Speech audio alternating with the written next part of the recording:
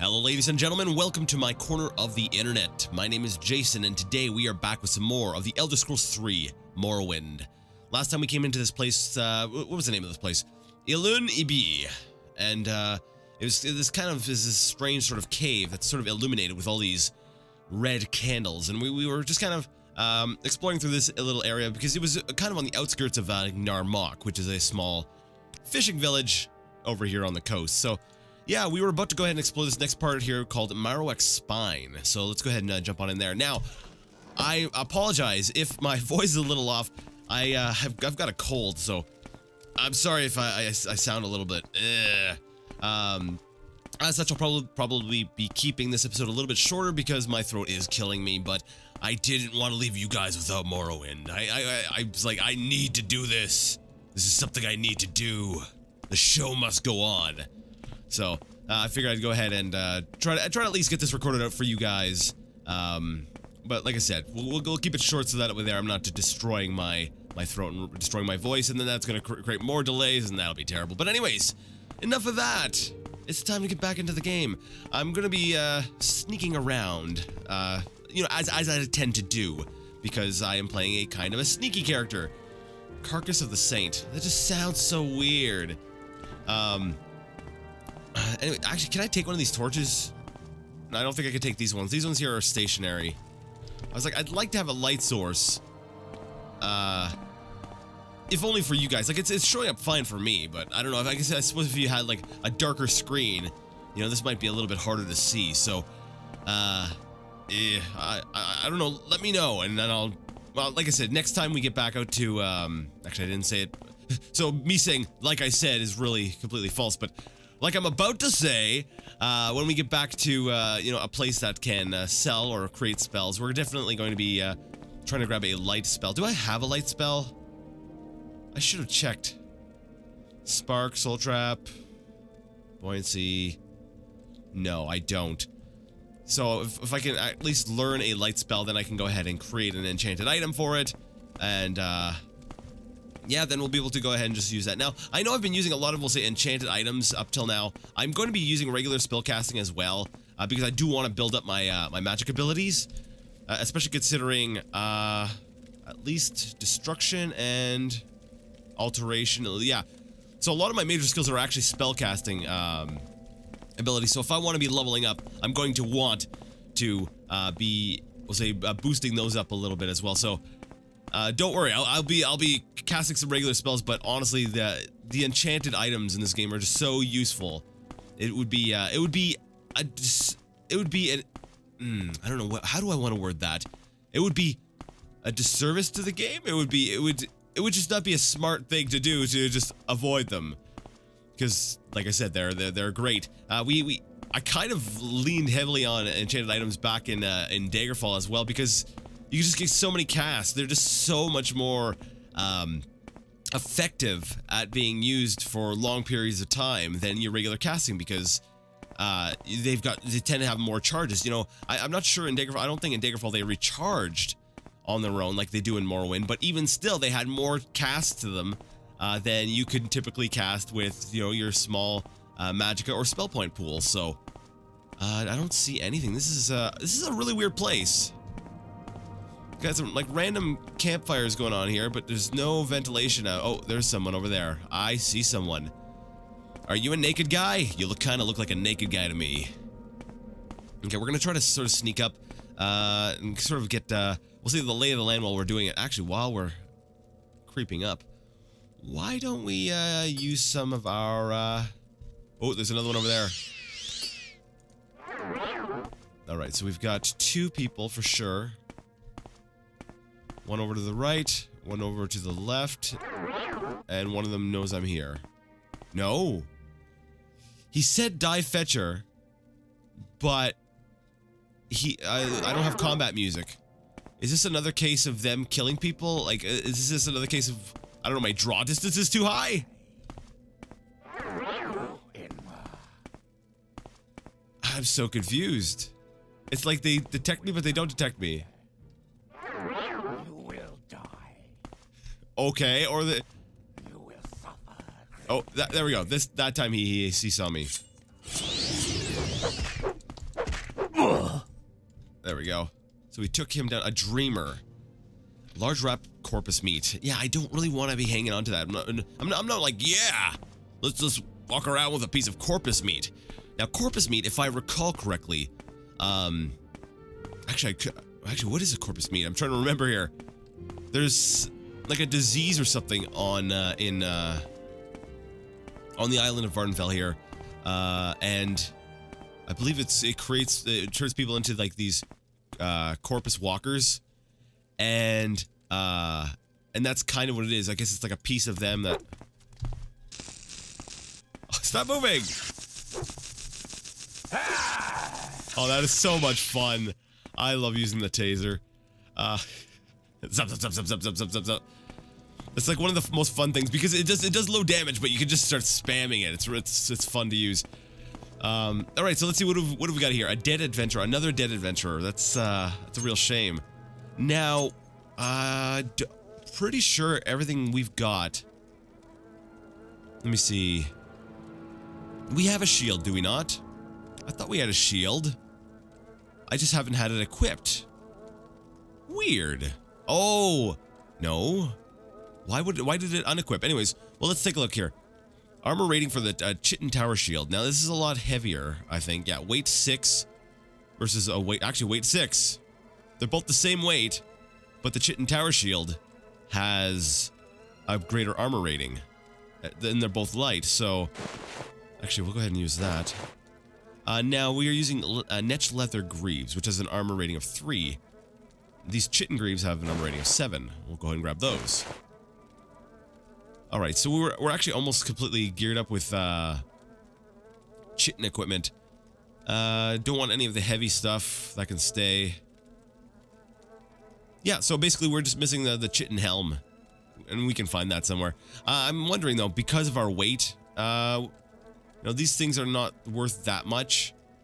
Like, I mean, there's some things I have that are... I could dump some other things.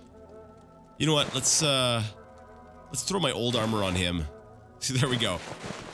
There you go, buddy. That'll ease up a little bit of the weight on me. We're gonna, like, I think I mentioned it in an earlier installment here, that you know, focusing on you know, small but valuable items. And you know, I'm pretty loaded down. Of course I can go ahead and eat some more ingredients, which I will likely do to, you know, increase my alchemy skill and well, we'll say lessen some weight, you know, lessen the load a little bit. But yeah, whatever. I can part with that stuff. I've got some better equipment now. See, my armor rating is now at 6. I can't remember what it was at before. I think it was at like 5. So our armor rating's gone up. Yeah. I've really got to look up the what the exact formula is for damage reduction in Morrowind. All I remember is that the most you can reduce damage is by 75%. I think that's a true statement. I think that's the truth. Yeah, I may be mistaken, but I'm pretty sure that that's sort of the cap. But I can't remember how it's exactly calculated. You know, these guys, it's like they start saying stuff randomly, but they're so easy to... I don't know. Okay, it takes them a while to be like, hey. Alright. Same sort of thing as this. So who are these people?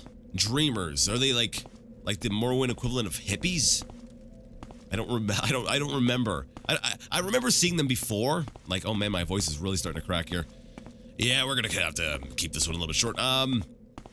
You know, I remember when I played Morrowind before that, I had come across these dreamers before, but not necessarily in this cave here. This actually feels all new to me, which is awesome. It's, you know, it's amazing that you can play so much of a game and go, holy crap, you know, I'm still experiencing new things. Like, it's amazing. So do we want to go to Tainted Marrow, or do we want to go to wherever this place leads us? Blackened Heart. This is a big area. I'm kind of lost in here, actually. I like this. Nice big. This is like the biggest dungeon we've been in. This was right on the coast. Wait a second. Okay, when we get out, I'm gonna have to we'll say, look at the exterior, because I'm like, how is this dungeon, this sprawling dungeon, sitting out on the outside of Narmak? Really? All right, this looks nice and ominous. Are there any ominous people down here? I like the design though. It's like, it's just a cave. It's nothing like, nothing like, ooh, crazy. But I don't know. I just like the way some of these ledges are laid out and stuff like that. I don't know. It's very, very cool to me. Ah, there's the water. You know, we've only had to go, well, we haven't really gone down. It's been more sprawling. This is a very interesting dungeon, Blackened Heart. I have a feeling we're going to be spending a little bit of, quite a bit of time in here, because I'm like, wow, this is a big area. I don't recall there being a dungeon quite so large in Morrowind. So we're sort of walking through the water. Oh, this looks so cool.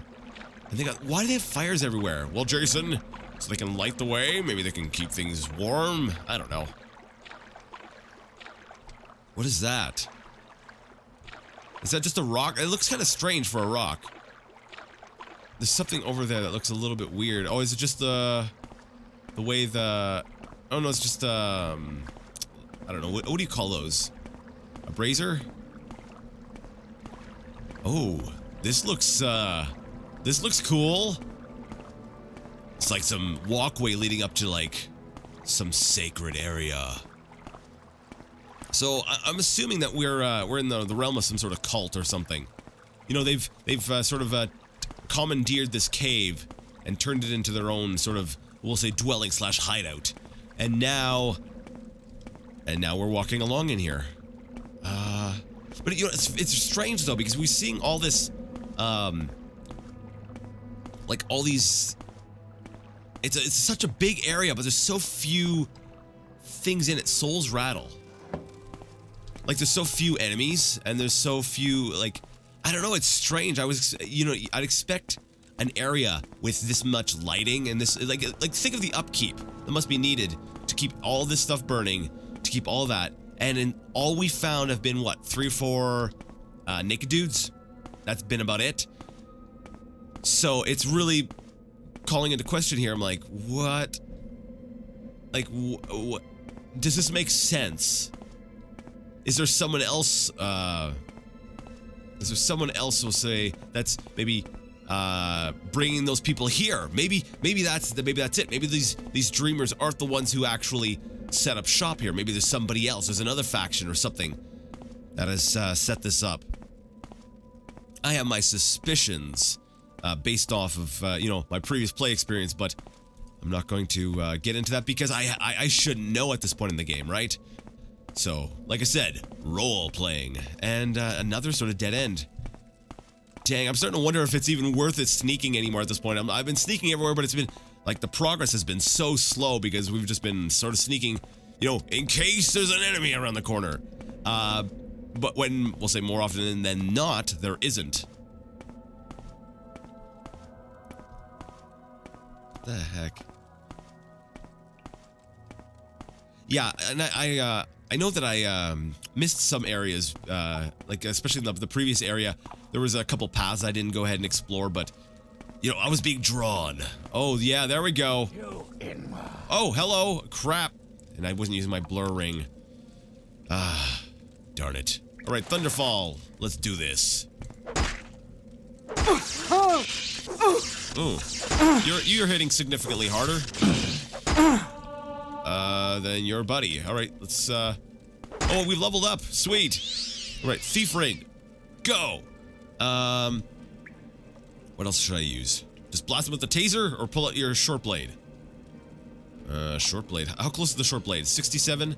How close is it enchant? 35. All right. There we go. I think there was only 2 of them, right?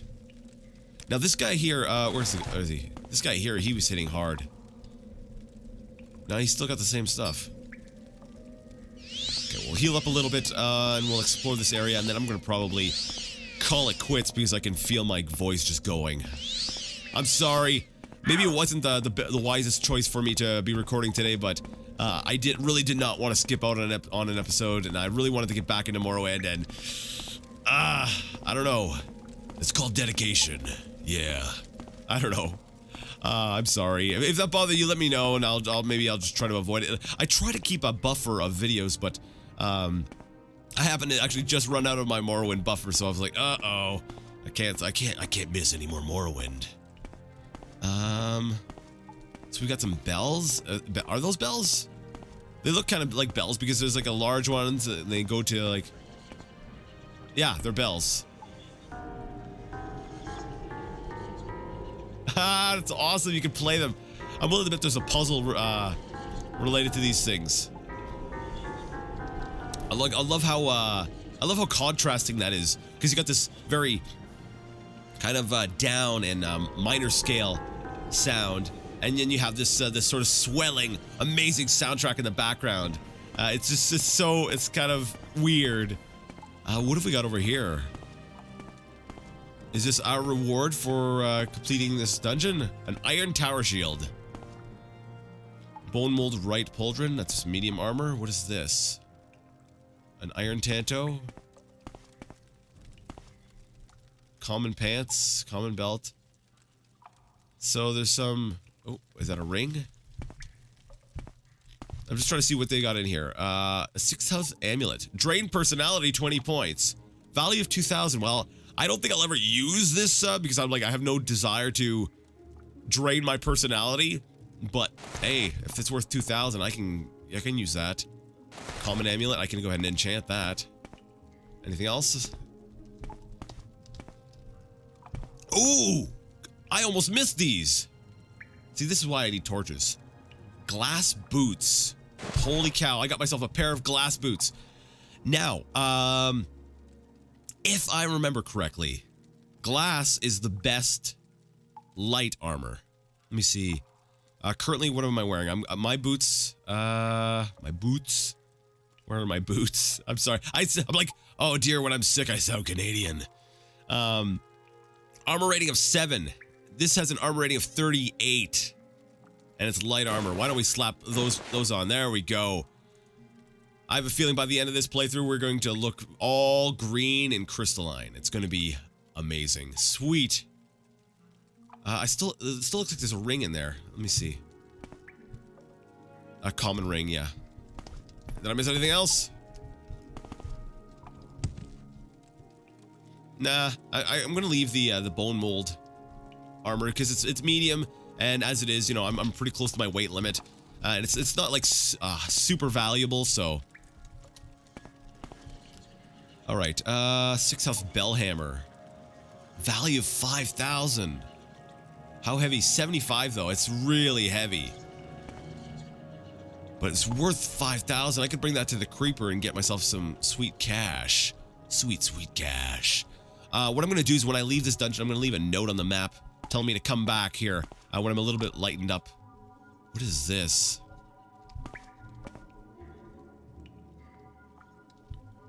Doesn't look like I can interact with it in any way.